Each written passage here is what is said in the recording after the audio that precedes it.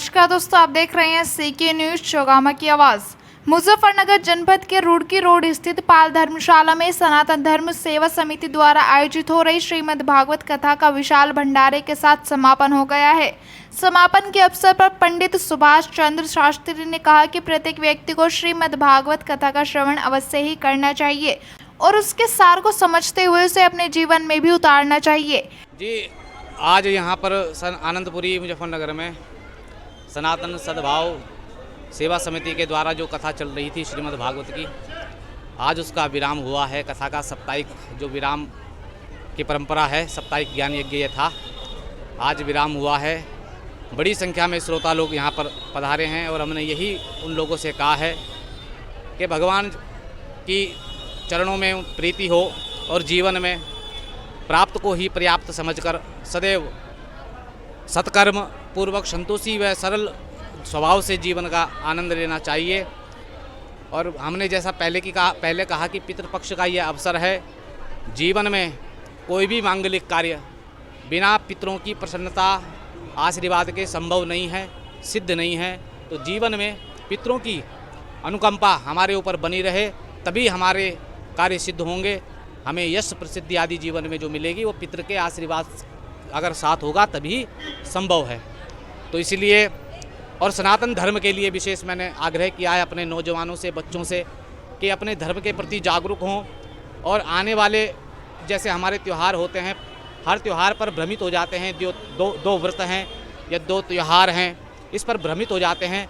तो मैं यही उनसे निवेदन किया कि इन त्योहारों पर, व्रतों पर भ्रमित ना हो। अपने किसी जानकार व्यक्ति, विद्वान व्यक्ति से परामर्श लें और अपने धर्म के बारे में जानें कि ऐसा क्यों हुआ है। बिना कारण के ये संभव नहीं है। उस गूढ़ार्थ को हमने समझना पड़ेगा।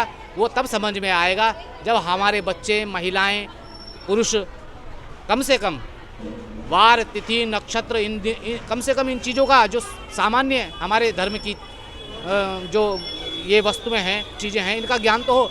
इनका ज्ञान होने से, सामान्य ज्ञान होने से हमारे बच्चों में, पुरुषों में, महिलाओं में उत्कंठा पैदा होगी अपने धर्म को जानने की, उसके गूढ़ार्थ को समझने की। तभी हमारा अस्तित्व और हमारा धर्म बच पाएगा। तो कहने का तात्पर्य यह है कि केवल कथा श्रवण करने से या कथा में आने से, भीड़ बनाने से नहीं चलेगा। हमें जो है अपने घर जाकर भी जो कथा सुनी है, अपने धर्म के प्रति बिल्कुल कर्तव्यनिष्ठ होकर अधिकार जमा कर अपने धर्म के लिए हमेशा हर परिस्थिति में आगे आना होगा। जैसे कि कनागत के लिए मैंने कहा है कि पितरों के लिए सबसे उत्तम जो कार्य है सत्कर्म है।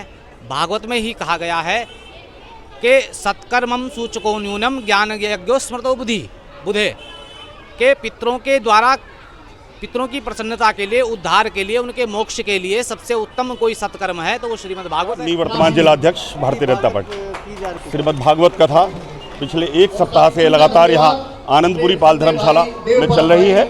इस समय कनागत चल रहे हैं तो पितरों की शांति के लिए पाठ किया जा रहा है और भागवत कथा चल रही है लगातार पिछले एक सप्ताह से। यहाँ सुभाष शास्त्री जी के द्वारा यह कथा की जा रही है और आनंदपुरी के सभी यहाँ आयोजक मंडल सबके द्वारा बहुत सुंदर भव्य आयोजन, यहाँ सब लोग धर्म का लाभ यहाँ इस क्षेत्र की जनता उठा रही है। आप सभी का धन्यवाद।